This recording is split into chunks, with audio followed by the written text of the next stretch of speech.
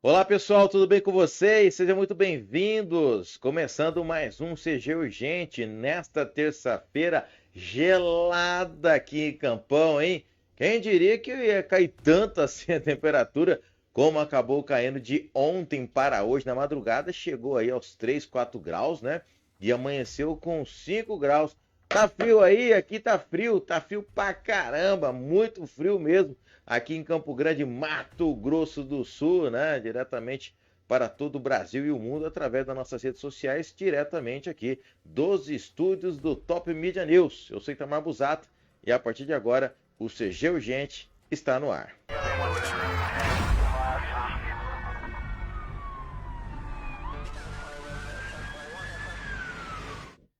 É isso aí, pessoal. Seja muito bem-vindo, seja muito bem-vindo. Obrigado pela sua companhia, né, de sempre. Todos os dias estão aqui comigo, me acompanhando aqui no CG Urgente. E, claro, né, trazendo as principais informações do que acontece aqui, na capital e também no interior do estado, né? Nós chamou muita atenção, todo mundo está acompanhando com certeza a situação da Juliana Marins, né? Ela que foi para a Indonésia e infelizmente fazendo uma trilha acabou caindo e foi encontrada aí sem vida há pouco, né? E só que agora vai ter um trabalho para poder fazer a retirada do corpo. A única coisa que as autoridades da Indonésia falaram até o momento foi que realmente ela caiu, né? Foi encontrado ali o corpo, 4 dias de resgate e então aí, agora foi o pronunciamento do chefe ali da operação da Defesa Civil lá da Indonésia, falando sobre o resgate do corpo, falando que encontraram ela, mas infelizmente já sem vida, né? Cerca de 600 metros, hein, gente? Eu tinha falado na live 500 metros, mas foi atualizado. O corpo estava a 600 metros do penhasco. Ela estava fazendo a trilha, né?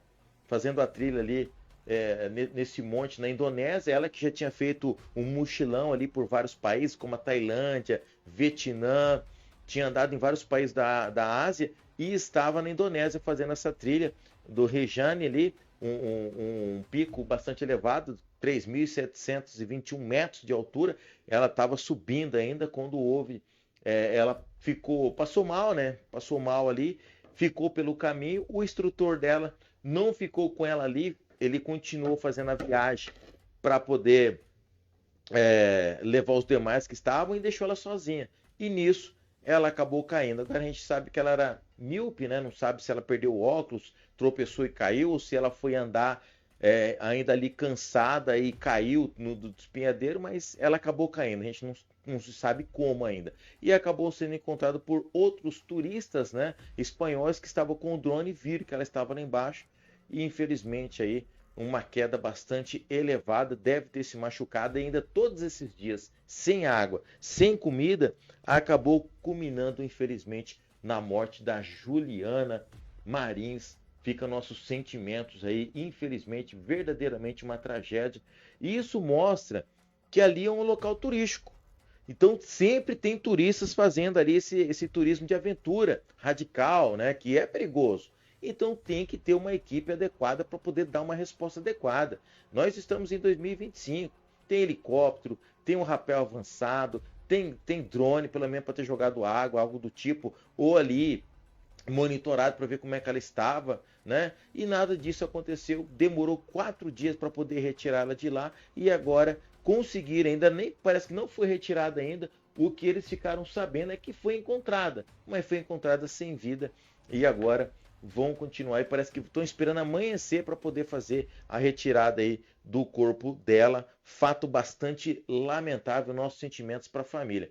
Tem que tomar muito cuidado. E teve aquele sumatogrossense também no Peru, foi fazer lá no Peru, nos Andes, foi escalar, perdeu também a vida, foi encontrado depois de vários dias o corpo dele e de mais 2 peruanos que estavam acompanhando ele. Ele era que é fotógrafo especialista desses locais, também perdeu a vida, assim como a Juliana. Então, quer dizer, 2 brasileiros que foram se aventurar em locais aí de aventura mais perigosa e acabaram, infelizmente, perdendo a vida. Tá aqui o Rodrigo Pereira com a gente. Muito boa noite para você, Rodrigo. Obrigado pela companhia. E também a Ana Célia Rogério nos acompanhando lá de Goiatuba, hein? Lá em Goiatuba nos acompanhando aqui no Top Media News no finalzinho de tarde, por início de noite, aqui na nossa live. Vou passar para a lista aqui que não está marcando. Mas vamos lá então, gente. Esse aqui foi o outro, né?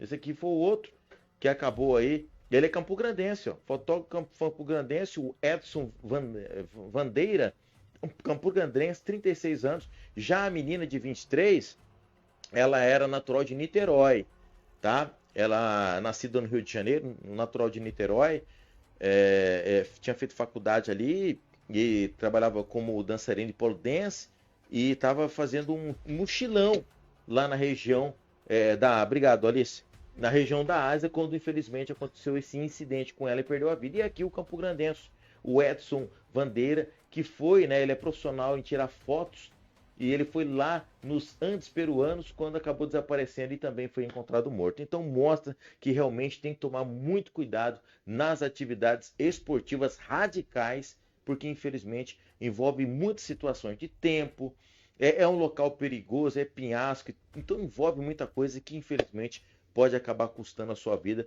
Todo cuidado é muito pouco. Bom, vamos falar agora aqui de Campo Grande. Continuando aqui na nossa querida capital, nossos sentimentos para as duas vítimas aqui que eu falei, né? Tanto a Juliana como o Edson, né? Dois que perderam a vida, infelizmente, fazendo aquilo que gosta, né? Se aventurando e infelizmente acabou acontecendo o pior. Bom, gente, o que nós sabemos, o que não é novidade, que Campo Grande é usado aí como entreposto de drogas, né? Nós estamos do lado da Bolívia, do lado aí do Paraguai, maior produtor de maconha e o outro maior produtor aí de cocaína do mundo, né? Estão aqui do lado. E os traficantes, as organizações criminosas que estão aí a rodo, né? Cada dia que passa vem crescendo mais. Eles usam Campo Grande em diversas regiões para poder guardar droga e ir mandando para outros estados. O pessoal da Rocan, que é o moto patrulhamento lá do Batalhão de Choque, acabou recebendo informações ontem que uma casa lá no Centenário estava lotada, lá na rua Ribeirão das Neves, mas estava abarrotada de droga. Falou, ó, tem uma carga pesada, e deu mesmo. Você viu o tanto de droga ali? Mais de 400 quilos de maconha. 413 quilos de maconha. Os policiais da Rocan, então, foram ontem lá para poder investigar essa denúncia. Chegando no local indicado, na moita tal, quando olharam para dentro do imóvel, encontraram um cara que estava movimentando a droga. Ele estava pegando a droga da área e levando para dentro. Provavelmente tinha acabado de chegar esse carregamento. O cara descarregou ali na varanda da residência e ele estava botando para dentro. Quando os policiais viram, deu flagrante, falou para ele, fulano, vamos para cima, abre a casa aqui, abre o portão. Ele então empunhou a arma, não abriu aí o portão, os policiais pularam o muro e entraram. Quando entraram, ele então aí apontou a arma para os policiais militares, onde que ele estava lá no interior dessa residência. Os policiais então revidaram e o Alan Silva Reis, de 23 anos, que não é aqui do estado, ele é morador lá do Rio Grande do Sul, tá? Lá do Rio Grande do Sul, acabou então sendo alvejado, né? Ele foi alvejado, levou aí o tiro e foi socorrido, levado imediatamente para o pronto-socorro do Hospital Regional. Isso na noite de ontem, tá? Isso na noite de ontem. Foi levado lá para o Hospital Regional, onde logo que deu entrada acabou falecendo, não resistindo aí aos ferimentos causados por esse tiro, nesse confronto que houve dele aí com o pessoal do Batalhão de Choque.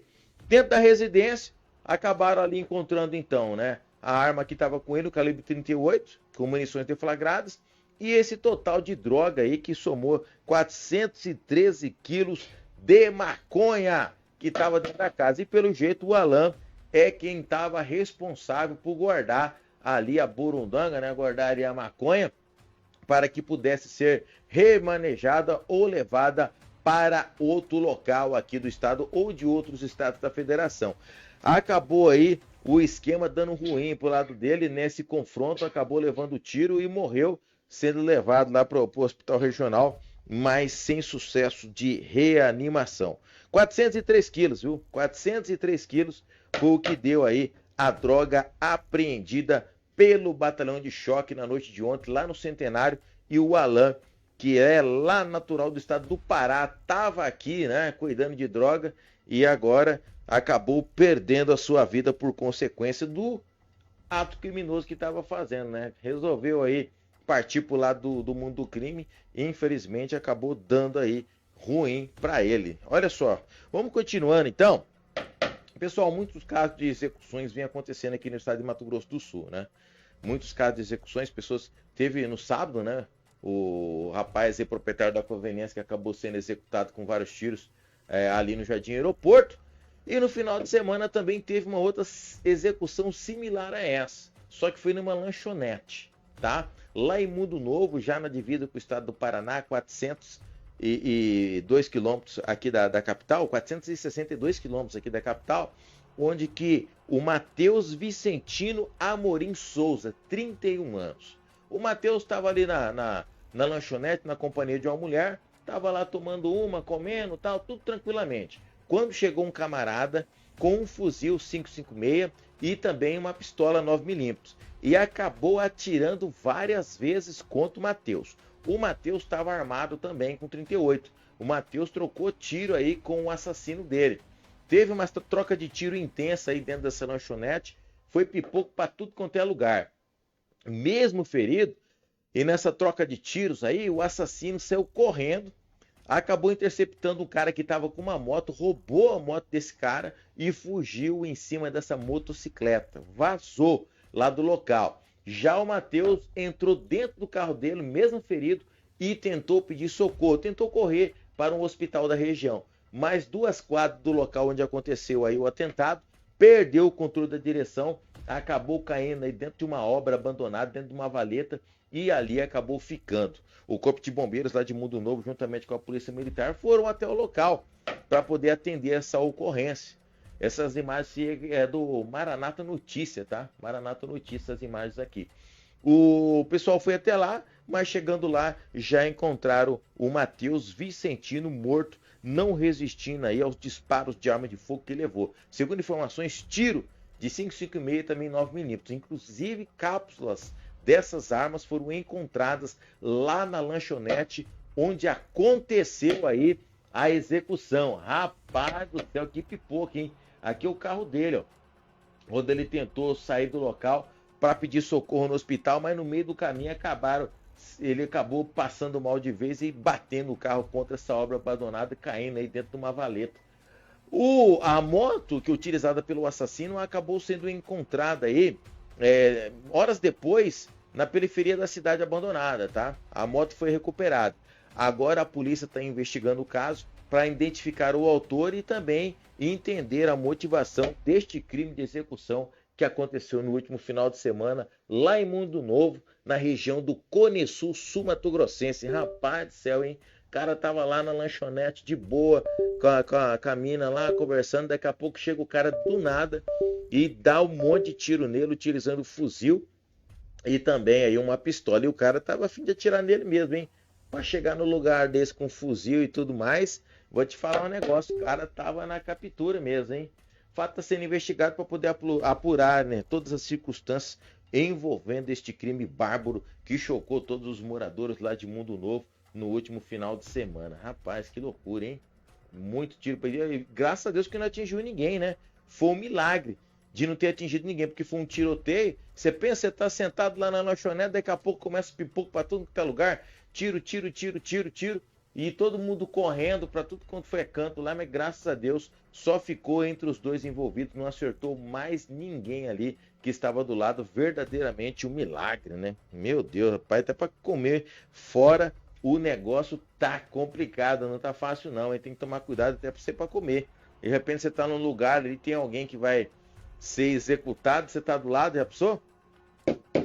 Gente, o que também não para no estado de Mato Grosso do Sul são os acidentes, né? Os acidentes de trânsito não param aqui praticamente todos os dias. Nós estamos aqui relatando mortes no trânsito. Há pouco nós fizemos aí nós estamos fazendo direto aqui, né? O olho no trânsito, né? No Top Media News. E a gente pega cada flagrante, gente fazendo chamada, vídeo chamada no celular, passando sinal vermelho, né? A Franciele Brito. Olá, boa noite para você, Franciele, o Rodrigo Pereira, a Ana Célia, né, que está conosco nos acompanhando. E agora mais um jovem que perde a vida, mais um motociclista que perde a vida, infelizmente, por consequência de um acidente. Desta vez lá em Três Lagoas, na região oeste, né, a 325 quilômetros aqui da capital. O rapaz da motocicleta, ele foi identificado como João Pedro de Oliveira, 23 anos. João Pedro R. de Oliveira, 23 anos. Ele estava transitando com a moto dele lá no residencial Novo Oeste, em Três Lagoas, na noite de ontem, tá? Tava andando tranquilamente com a motocicleta dele lá pela via, e eu não sei o que aconteceu, se ele não viu ou se ele se distraiu. Não sabemos ainda o que teria acontecido com o condutor da moto, né, com o João, que ele bateu na traseira de uma carreta parada. A carreta estava estacionada, a carreta estava parada na frente da residência. Né? O carreteiro estava descansando, a carreta estava parada e ele veio com a motocicleta e bateu violentamente na traseira. Tá aqui, ó. Isso aqui é a imagem dos fatos MS, não, o site lá de Três Lagoas. Foi uma senhora de uma batida na traseira, e você sabe que a traseira da carreta aqui, ela tem um para-choque de aço. É aço bruto, aço puro. E ele bateu violentamente na traseira. A moto ainda parou à frente, ó. A moto ainda parou uns 2 metros para frente e o corpo dele acabou ficando aqui embaixo, ó, gravemente ferido ali. No que bateu, ele já caiu ali gravemente ferido e logo na sequência acabou perdendo a vida dele. Quem escutou o barulho na noite de ontem e viu a situação, rapidamente acionaram o SAMU e o Corpo de Bombeiros, que foram até o local e tentaram fazer a reanimação aqui do João Pedro, mas infelizmente sem sucesso. A pancada foi muito forte, mas muito forte mesmo. O João ficou gravemente ferido, pra você ter ideia, entortou o ferro da carreta, daí você tira como que foi a pancada, foi forte. O João, infelizmente, acabou perdendo a vida dele por consequência desta batida na traseira de uma carreta que estava estacionada ontem, lá no bairro residencial Novo Oeste, em Três Lagoas. A polícia de trânsito esteve no local, polícia civil e científica, e vão agora estudar para tentar identificar o que teria acontecido para que o João Pedro pudesse aí perder o controle da direção e bater contra a traseira dessa carreta. A Franciele Brito está falando aqui. Há 15 anos atrás, eu e a minha família estávamos comendo numa lanchonete. E na mesma sofreu um assalto à mão armada. Graças a Deus saímos ilesos. Tá aí, ó, a Franciele falando, né? Tava com a família dela na lanchonete, assalto à mão armada. Meu Deus do céu, que loucura. Graças a Deus tudo certo, né? Boa noite também pro Magno Souza, que já tá com a gente aqui, mandando um alô pra Jardim MS, sempre ligadinho com a gente. Um abraço pra Jardim, tamo junto.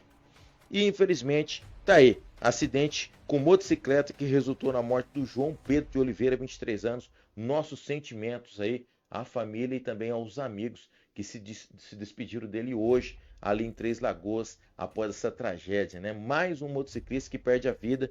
Então você, motociclista, fica ligado, fica esperto. Gente, eu vou repercutir aqui mais uma vez, quem não se recorda, né? Não tem como você deixar de recordar aquele crime bárbaro que aconteceu no dia 26 de maio, mês passado.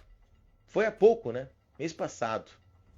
Quando então aí o camarada arquitetou, planejou e executou a morte da esposa, uma jovem ainda, e da própria filhinha de 10 meses. Olha só, né? O cara arquitetou tudo isso em Campo Grande. O contexto todo mundo já sabe, né? O João Augusto Borges de Almeida acabou matando a esposa Vanessa Eugênio Medeiros e a filha Sofia Eugênio Borges Medeiros, de apenas 10 anos. Ele mata as duas, né? Vai para o trabalho. Ele já tinha ido para o trabalho, volta para almoçar, mata as duas, retorna. Na volta que ele sai do trabalho no final do dia, compra gasolina, chega em casa já no finalzinho da noite, no início da noite, pega ali o carro, um Gol, juntamente com o combustível, enrola os corpos da esposa e da filha em cobertores, coloca no interior desse veículo e vai jogá-los lá na região do Brasil, onde acabou jogando em um local ermo e ateando fogo nos corpos. Ele está preso. Só que nós não tínhamos ainda as imagens que mostram aqui, ó, ele indo com o carro, ó. Ele indo com o carro, aqui dentro tá o corpo da Sofia e também da Vanessa, da filha e também.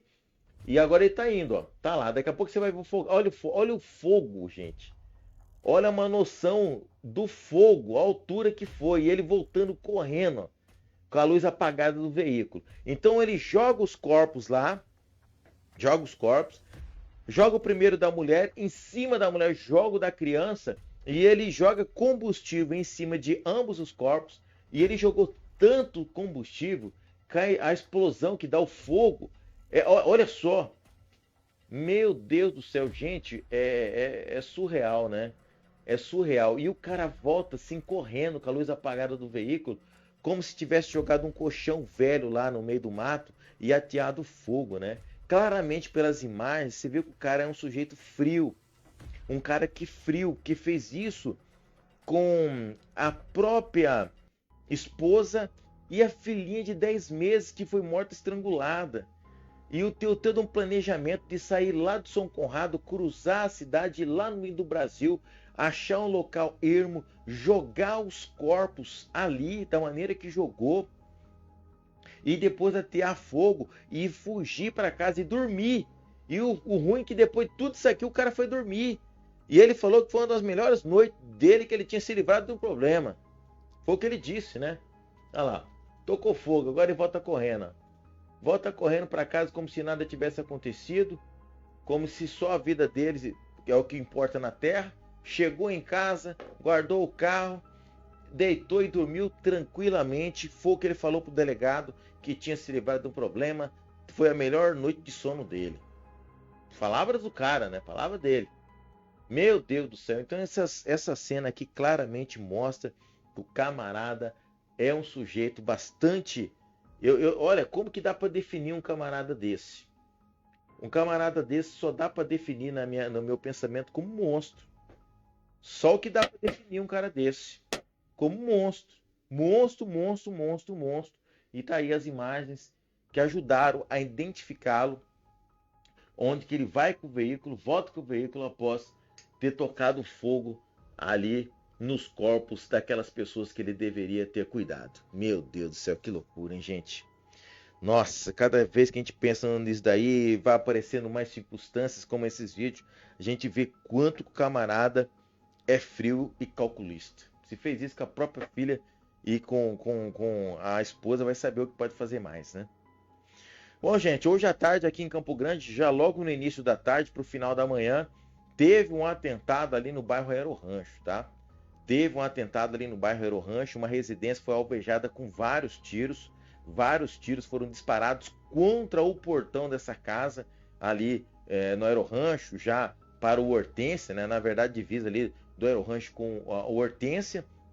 Dois motociclistas, o cara que estava pilotando e o garupa sacou provavelmente de uma pistola ou de uma 38, não sabemos ainda, e deu vários tiros contra a fachada dessa residência. Foram vários tiros.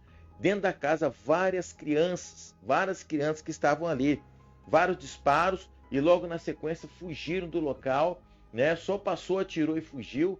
A polícia agora trabalhando para poder identificar quem foram os autores desses disparos, mas segundo aí as vítimas, pode ter ligação com aquele confronto que houve na semana passada, ali nas Moreninhas 3, onde o Garras, em operação, acabou encontrando com 2 elementos e uma motocicleta.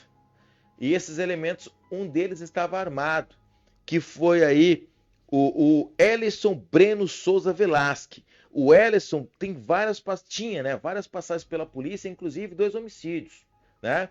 E segundo os policiais do Garras, ele foi confrontar os policiais, houve essa troca de tiros, ele acabou sendo atingido, socorrido e morreu. 2 homicídios nas costas, entre outras passagens aí, o Ellison Breno Souza Velasquez, que acabou morrendo em confronto. E segundo a família, algumas pessoas ligadas ao Ellison estaria culpando aí o comparsa que conseguiu fugir, inclusive até tinha gravado um vídeo falando para poder ajudar ele e tal, por um tipo de retaliação, porque supostamente teria armado para o colega, algo do tipo assim. Com isso, então, a casa poderia ser dos seus familiares, desse que conseguiu escapar, fugir, foi alvejada numa suposta retaliação, é o que se estuda até o momento. É claro que a polícia militar e a polícia civil estão nesse caso,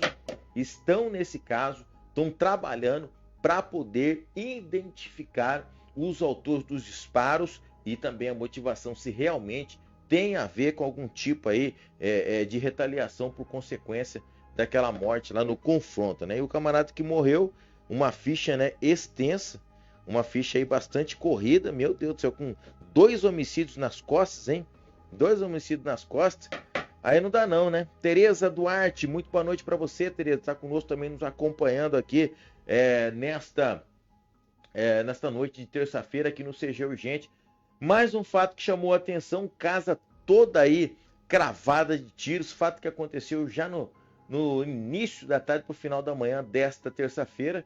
E é claro, Polícia Civil está cuidando do caso para poder identificar os autores e também a motivação deste atentado que assustou não só a família que teve a casa alvejada, mas também todos os vizinhos. Lembrando que tinha um monte de criança brincando dentro da casa e também na rua quando houve essa situação de atentado, hein?